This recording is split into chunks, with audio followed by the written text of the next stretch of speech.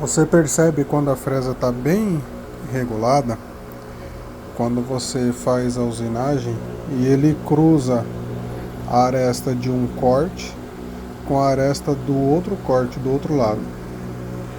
Ó, tá vendo? A câmera tá sendo difícil de focar.